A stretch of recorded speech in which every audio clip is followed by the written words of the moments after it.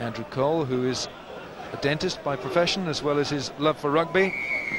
And it's Japan who kick off through Keiji Hirose, their outside half, picked up straight away by Lama Tone, one of the big men in the Samoan pack.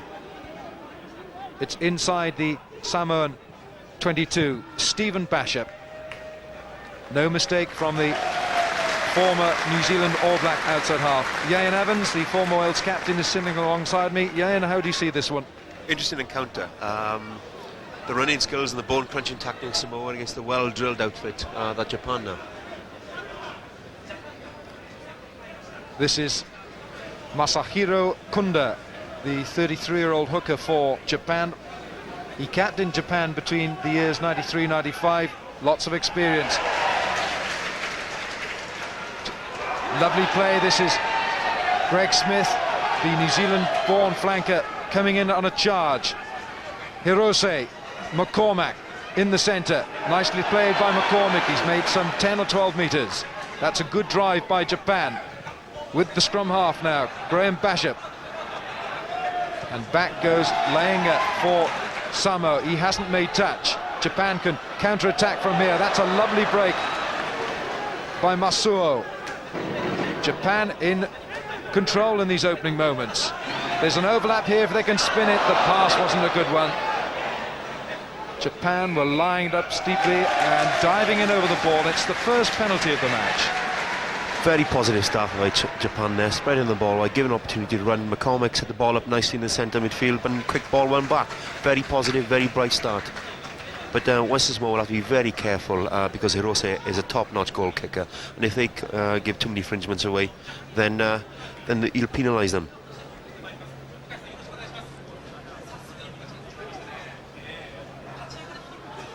Our first chance to look at Keiji Hirose, the 26-year-old outside half from Osaka. It should be a relatively easy kick for him. The distance 40 metres. He's just about on the 40-metre line, and that's the angle he has to contend with. It's virtually head-on. 268 points in 24 tests for Japan, and of course he holds, with Andrew Mertens of New Zealand and Neil Jenkins of Wales, the world record of 9 penalty goals which he kicked against Tonga in May this year. The conditions out here aren't really suitable for good goal kicking. It's very blustery, very different conditions for even for a goal kicker of his quality. And the rain is coming down. It'll be straight into his face.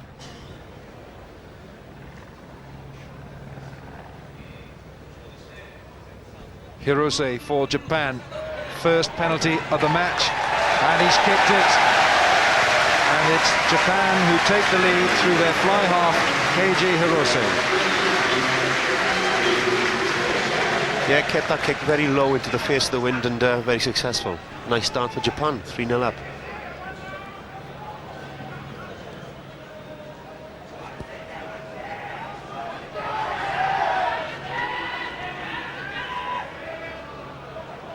Stephen Bashop, and that's gone with the wind. It's gone the 10 metres, picked up by Greg Smith for Japan. That was nicely played by the flanker. The fullback's in there for Japan, Matsuda. So if Samoa do win this, they know that the last line of defence is not there. Japan spanning out along their own 22 in defence. It's inching forward into the Japanese 22 by the bulky Samoans. Wearing 7 for Samoa is Craig Glendinning. That's Twingamala.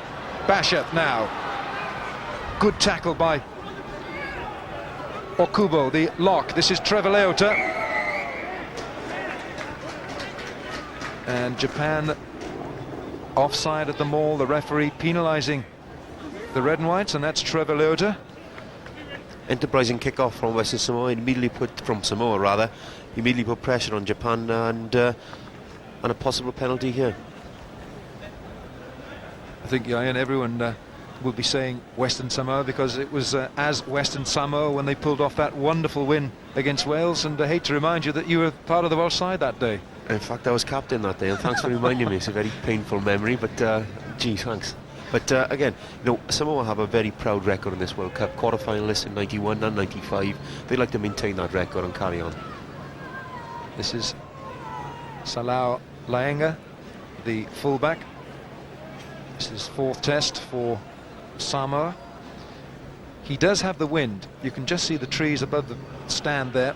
The tall poplars, they're going with the Samoans in this first half.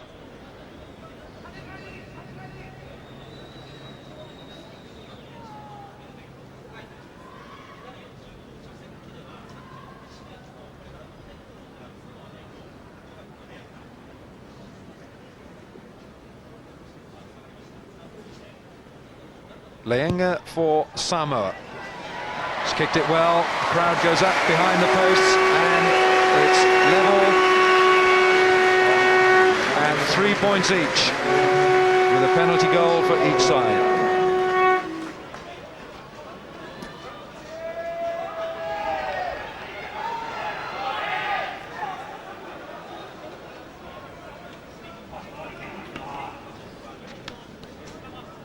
Hirose with the restart.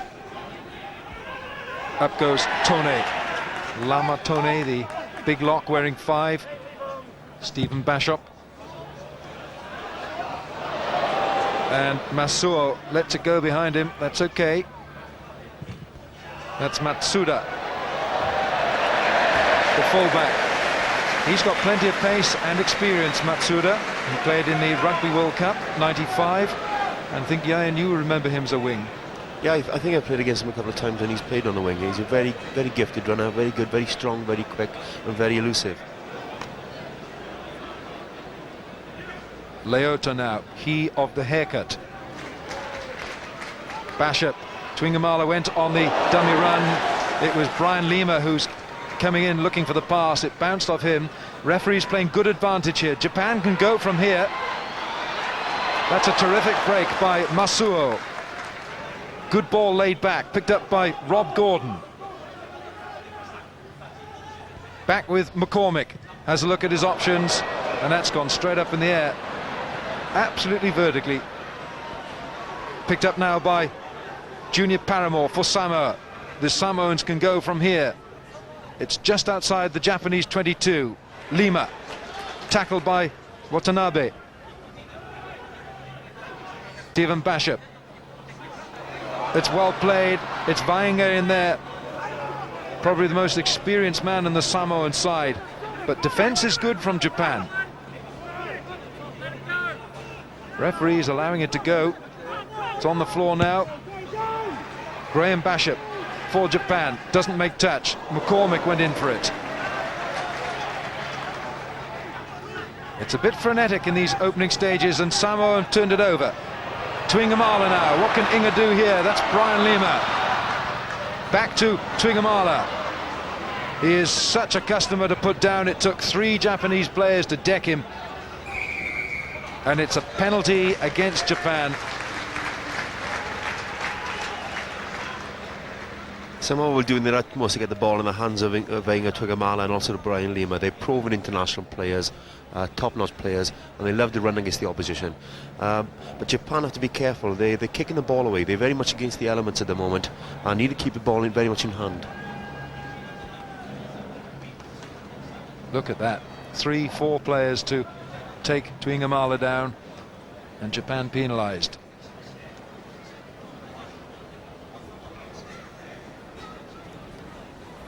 Inga Twingamala, 30 years of age now, plays for Newcastle. He was an All Black, of course, in the 4 years between 89 and 93.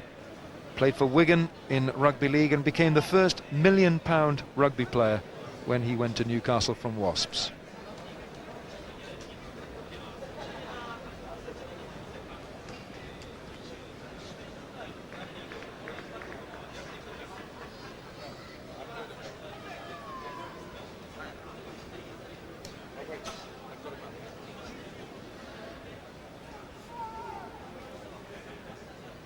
Bright sunshine now for Salau Laenga, and he does have the advantage of the wind behind him. And like most kickers we see these days, they take an age. Linga now for Samoa, and it's good. It's a second penalty for the Samoan fullback, as the blue shirts of Manu Samoa take the lead by 6 points to 3.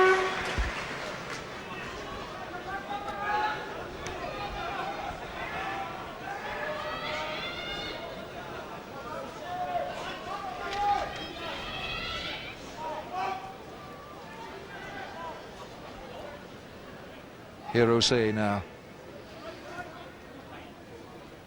meticulous in his preparation. Not the best kick. It's gone straight to Junior Paramore, but the Japanese forwards drive on. What a thundering drive that was, but they've just spilled it. They've lost it. That was Sene Ta'ala, the lock, who tried to pick up and drive. Penalty Japan for using the hands in the ruck. They can't be used on the floor. Junior Paramore caught that little short kick there and looked up and saw a sea of red and white jerseys running towards him. They got driven back. Samoa looked to have rescued the situation, but it conceded a penalty, and Japan will thank them for that and back into the game.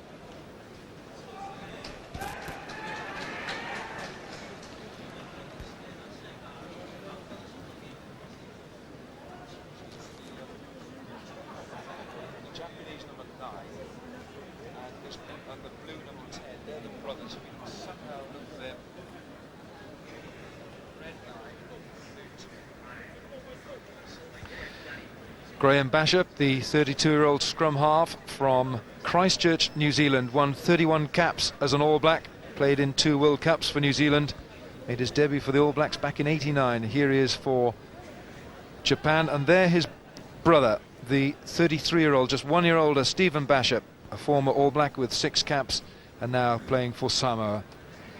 This is Keiji Hirose with his second successful kick at goal. And the scores are level. 4 penalties so far, 6 points each.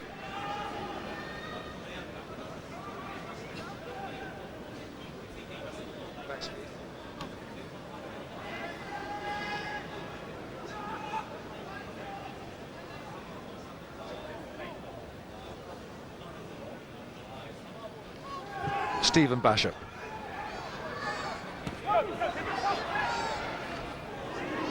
McCormick is in there, picked up by Graham Bashop, and the high kick upfield. Well, it was a late tackle. Junior Paramore gave Bashop a little tap, but the referee decreed that it was late and it's a penalty. Yeah, late tackle there by Lamatone on Graham Bashop, but again, Japan did the first part of it well, drove up well, but then kicked the ball away against, so it's very difficult for them to try and do that against these conditions. It's probably far better than try and keep the ball on and try and drive up the field.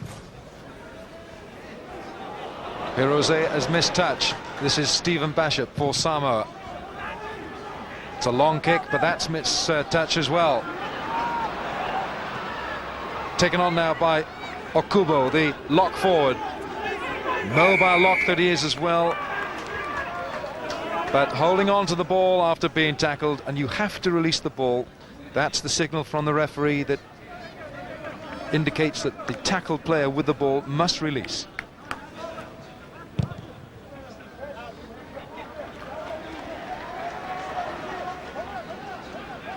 Stephen Bashop, who with his brother Graham played 4 tests together for New Zealand, and the last of them was in the Bledisloe Cup in '94 against Australia. 7 at the back for Samoa is Craig Glendinning, but it's the big man Lamatone who goes up for it. Now we're seeing that, not for the first time in this Rugby World Cup, the referee's strict at the line-out. Yeah, Paddy O'Brien did it in the very first game, Wales Argentina, but again, he seems to be penalised Western Samoa for lifting underneath the shorts, really, or below the shorts rather than underneath the shorts. Rather painful to lift underneath the shorts. Well, I guess the answer to that is Yayan to wear long shorts. Could well be. All in ones possibly for long. That's the next trend setter.